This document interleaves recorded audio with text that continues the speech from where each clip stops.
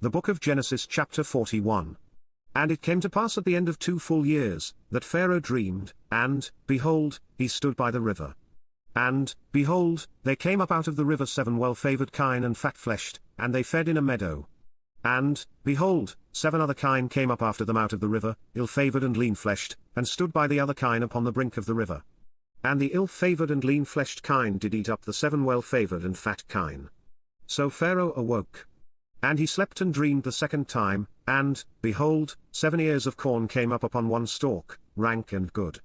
And, behold, 7 thin ears and blasted and the east wind sprung up after them. And the 7 thin ears devoured the 7 rank and full ears. And Pharaoh awoke, and, behold, it was a dream.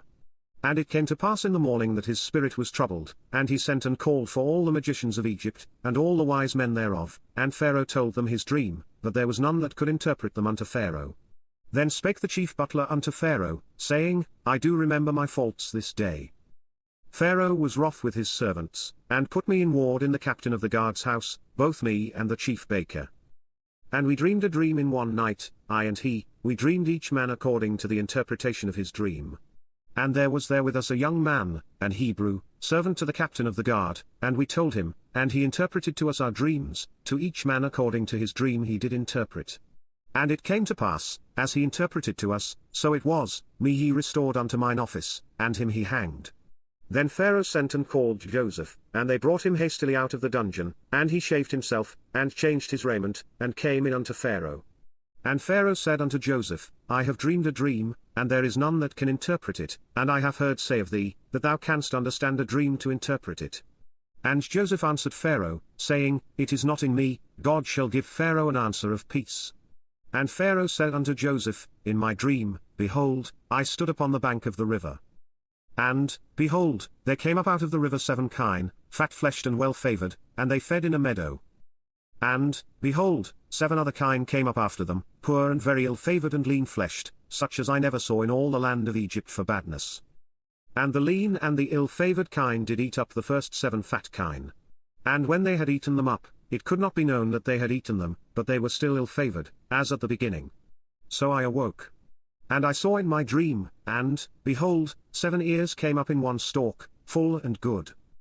And, behold, 7 ears, withered, thin, and blasted with the east wind, sprung up after them.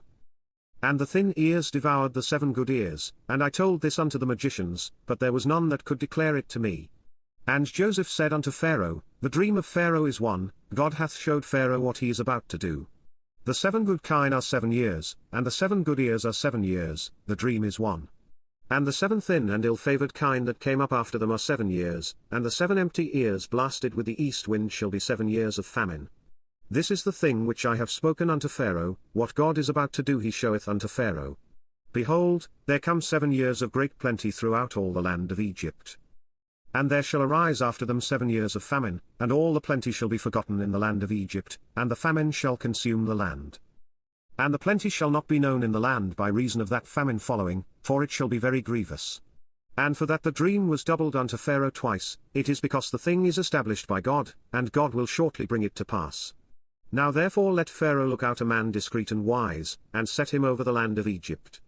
Let Pharaoh do this, and let him appoint officers over the land, and take up the 5th part of the land of Egypt in the 7 plenteous years. And let them gather all the food of those good years that come, and lay up corn under the hand of Pharaoh, and let them keep food in the cities.